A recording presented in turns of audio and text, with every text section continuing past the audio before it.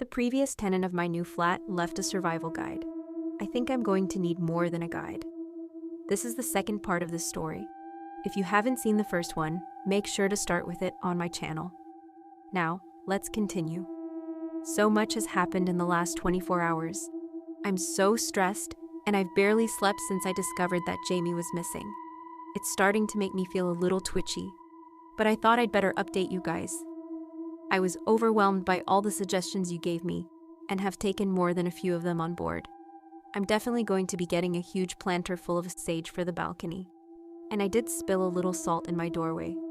I'm sorry to disappoint, but that didn't help at all. There's nothing I'm following quite like Mrs. Hemmings' rules. I've followed them to the letter so far. And lo and behold, I'm still alive. That's not to say it hasn't been tough. I'll start from the beginning. I was going crazy. And a few hours after my last post, Jamie still hadn't returned. He had been gone for almost 24 hours. His work have called me multiple times. I don't know what to say, so I just keep ghosting the calls. I was bang in the middle of the danger time when I decided checking the lift had to be my first step. But I wasn't going to break that rule.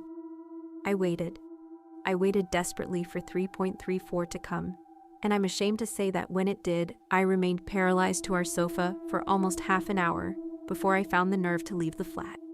It was 4.02 when I finally reached the lift. The lift in this building is old and rickety. It hasn't been updated in a very long time and has likely been here as long as the building. Its big clunky buttons stared back at me as I glared at them, hoping for some sort of answer or clue. My heart thumped and I was overcome with a feeling of dread, but nothing came of any of it. It was hopeless. I stepped inside the lift, rode it up and down a few floors, and searched the entire perimeter with a phone torch for anything I could find. I found nothing. Jamie had completely disappeared. Sobbing and exhausted, I rode back to floor 7 and turned my key in flat 42. The perfect home that felt anything but home at that point. I sat at the cheap flat-pack dining table we'd managed to put together on move-in day and cried, my hands shaking as I held my phone. I was flitting between reading all your comments and contemplating calling the police for an hour. But I decided to call my friend Georgia instead. I needed a real person here. Things were so crazy, I wasn't sure the police would be able to help with what little information I had. But I knew I needed to sound it out with someone. I'll spare you the details again, but I told her everything. She promised she'd be with me in the late morning. She had to take her younger brother to school. I waited anxiously, not before arming every room exactly as advised. Before I knew it, I looked at the clock, and it was 8:23, I had around half an hour until the postman was due to show up. There was no way I was missing him today. I stood by the door looking vacantly at the wood, like someone in a film who was possessed. The exhaustion was really setting in, but Jamie was all I could think of. Pure adrenaline was keeping me standing. At 8:52, I opened the door. The next 2 minutes were the longest of my life, but when I saw him, a wave of relief swept my entire body. Right on cue, 8.54. The postman, Ian Flanders, stood in front of me, a smile that barely hid his concern, covering his younger-than-expected face. He didn't look old enough to have been the postman for over 35 years, but I was too distracted by the answers that I needed from him to care. "You must be the new tenant," he stated, but in a way that it sounded like a question. I struggled with my answer, so I got straight to the point. "Mrs. Hemmings left me a note. She said to speak to you if—" "Can I come in, dear? I think we need to chat." I ushered Ian in, my hands still shaking as I flapped them in the direction of the sofa, gesturing for him to sit down. I shoved the now slightly crumpled note into his lap and waited. "I'm glad Prue still thinks that highly of me. I will miss that old girl," he said with a coy smile as he reached the end of the note. "Can you help me or not?" I had no time for his ego trip over a moved-on neighbor. "I can help, but I can't stop for long, so it'll have to be quick. I've walked these halls delivering the post for 40 years. I've seen it all, everything Prue's mentioned, and more. What do you need to know?" he said. Ian was nothing like what I expected. The note made me feel like he was going to be a kindly, old granddad type figure, but I couldn't have been more wrong. Postman Ian spoke with a thick city accent. and wore a heavy gold chain around his tattooed neck. He had dyed his graying hair, boot-polished black. His demeanor was thankfully non-threatening, but extraordinarily cocky. He was the sort of man I imagined in a betting shop, rubbing his grubby hands on notes as he bragged over a win. He didn't ask as he lit a cigarette in my living room. I didn't question it. We would usually smoke outside, but I wasn't going to argue over technicalities. I grabbed a bowl for the ash and lit one too. Let's start with the things in the lift.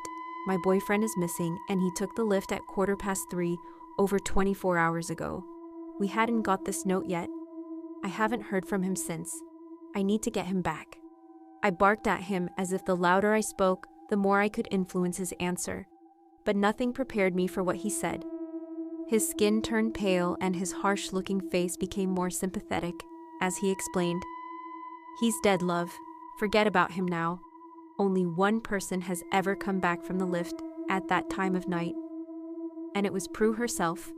After witnessing it, those creatures ripping their victim apart. Poor Prue was traumatized. Your boy is gone. Let go and follow the rules." He was blunt, but I could tell he felt sorry for me. "There must be something I can do," I pleaded. "There are things I've heard to bring back those who are lost, but I've never seen solid proof they work. It would be irresponsible of me to tell you to do something that might get you killed too. It's nice here, honest. Just get over him and live the status quo. Sorry if I sound harsh, I don't mean to. But you seem like a decent young lady, and I don't want to see you go too soon." I asked about what Mrs. Hemmings had seen in the lift, and if they were sure it happened to all who entered it. I refused to believe that Jamie was dead. There had to be something I could do, and if I knew what I was dealing with, I could be better prepared. It was awful what happened. I wasn't there, but this is what I was told. Little Lila was such a cute kid. She used to open the door and give me a tip when I delivered the post. She was Prue's granddaughter. Lila was her son's little girl, and that night she was staying over for the first time. Prue finally felt confident that she could protect Lila from all the strange things that happen here. She was wrong. Little Lila had a problem with sleepwalking, and she took a trip into the hallway at 1:30 in the morning. Prue took a little too long to notice the sound she had heard was the front door, and by the time she reached the lift, she saw the creatures dragging Lila's limbs away from her body. She tried to fight them, even killed one, but she couldn't save the little girl. I was hysterical, imagining Jamie's fate. "What are the creatures? Have you ever actually seen them?" I asked. "No one really knows what they are, love. There's something to do with the building and all its quirks. No one's ever seen them elsewhere. We don't know where they came from, just that they're here. I've seen them a few times over the years, usually when new neighbors have left biscuits down for their cats and dogs, or haven't disposed of food waste properly. They're curious little creatures, mostly harmless out of the hours Prue warned you about. But if they're fed, they can become quite viscous looking for more food. That's why you have to bin all your scraps, or hide them or pack them or whatever. Just don't leave them out, and don't use the lift at those times, and you're safe from the creatures. They're a little smaller than humans, but they're a similar shape. They come with grotesque rodent-like features, and are far larger than any rodent could be. Like rodent children, I suppose. They have 2 sharp rows of teeth per jaw, and are consistently hungry. When they eat, they crunch down in a violent and disgusting way, dripping spittle everywhere. Prue said she could hear her granddaughter's bones shatter in those jaws. He went pale at the thought of that, but continued. When they first arrived in the building, there were hundreds. It caused pandemonium amongst the residents. We lost the residents of more than 30 of the individual homes, but the residents fought back and managed to kill all but the strongest minority of them. The creatures left over were incredibly dangerous and seemingly impossible to eradicate, so the residents struck a deal that they will be left unharmed and allowed to live in the building in return for the residents' safety at all times. But if anyone wanders into the lift between 1:11 and 3:33 a.m., they are fair game. This time frame is the period the creatures are at their most frenzied, and restricting them to the lift was safer for all parties. God help anyone who encounters them during those hours. They've been here ever since, claimed lots of unsuspecting people avoiding the stairs, but nothing like when they first arrived. A few got put down for not holding up their end of the bargain, but we haven't had an incident outside the lift in years. Count yourself lucky you missed that crisis. Everything here is pretty peaceful right now. I'm sorry about your boyfriend. I really have to go. I'm late for my round. He scrawled his phone number on a bit of paper and handed it to me. Emergencies only. I don't like to be bothered. You can't go. The note said you would help me, I exclaimed. And I will, he snapped back, when there's something I can help with. I can't resurrect your boyfriend, and I don't like to be late delivering the post. I will see you soon, love. I was in shock. I couldn't believe what I was hearing, and I couldn't believe he was leaving me after the information overload and the small ray of hope he had lit inside me and then squashed. I'll call the police, I shouted, desperate to feel as if I was solving this somehow. You can try if you want, Ian sighed as he opened the door to leave. It just aggravates the creatures, and it isn't going to bring your boy back. Mr. Prentice hates it when police come. 2, if you want to get any sleep in the next week, then I'd avoid it.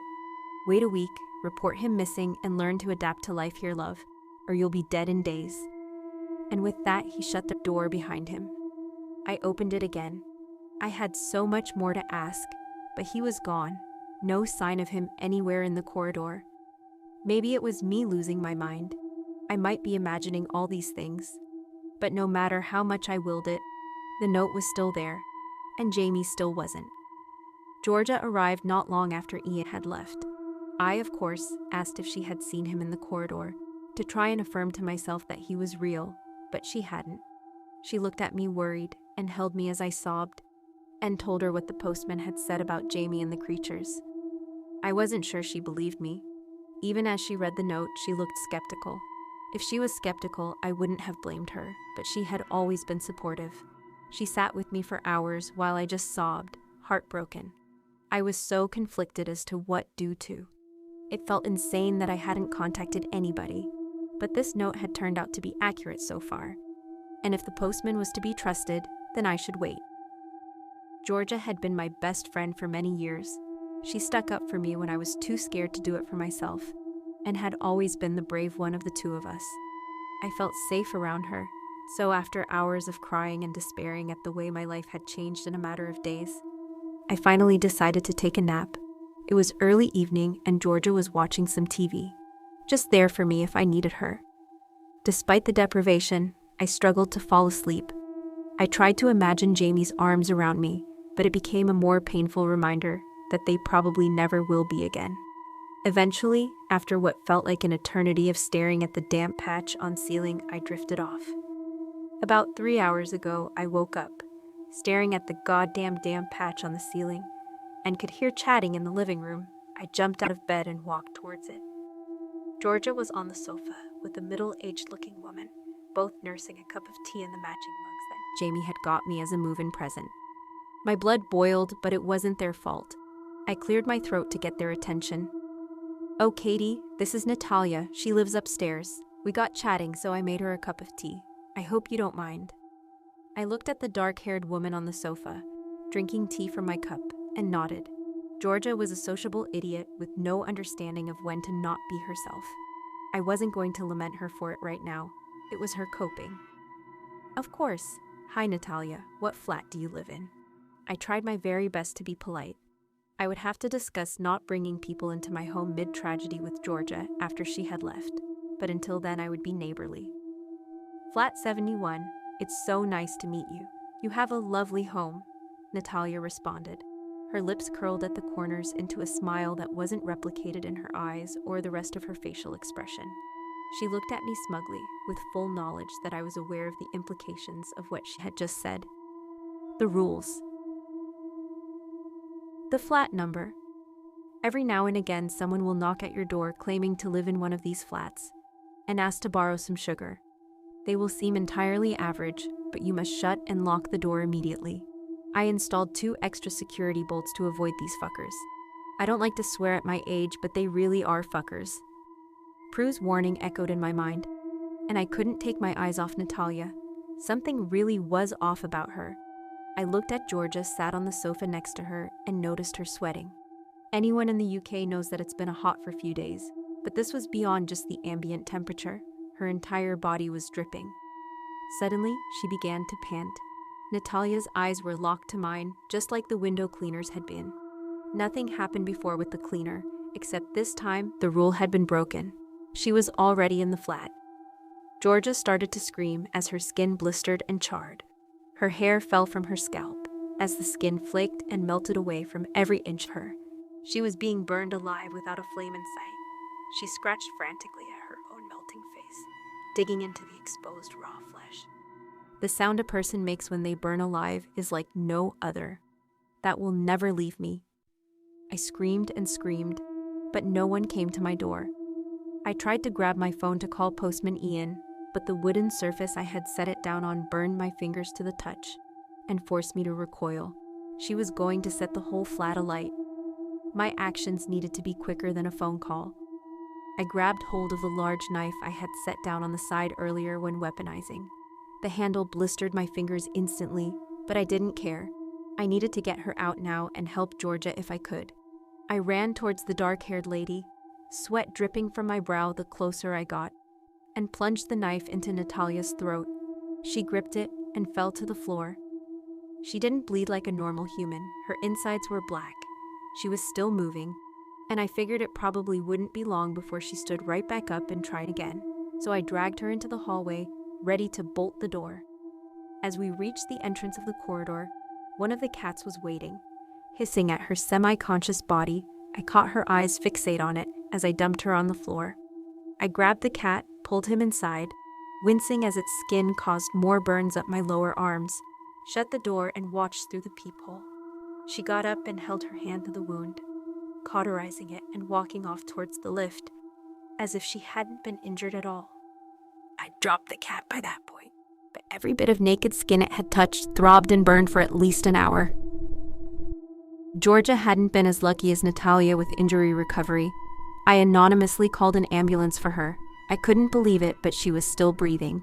She was badly burned, and her life wouldn't be the same again, but she was alive. And for that, I was grateful. It sounds awful, but I left her at the park across the road from the building. With no phone or ID, she's my best friend, and I want to be there. But if I own up to involvement in injuries that bad, they'll suspect me. And I lose the already slim chance that Jamie might be savable. It doesn't mean I don't care about Georgia, but she's alive. I won't believe Jamie isn't until I see it. So now I'm alone again, in the flat, conflicted about what to do. I want to leave, so badly, but this was mine. And Jamie's first home together. If he's alive, and I can save him, then I want it to be here for him to come back to. And if he's dead, and the postman is right, then I don't know if I can leave his memory behind. There's only one person I think could help me right now. So tonight I'm going to do some research, hunt down an address, and tomorrow morning I'm going to visit Prudence Hemmings.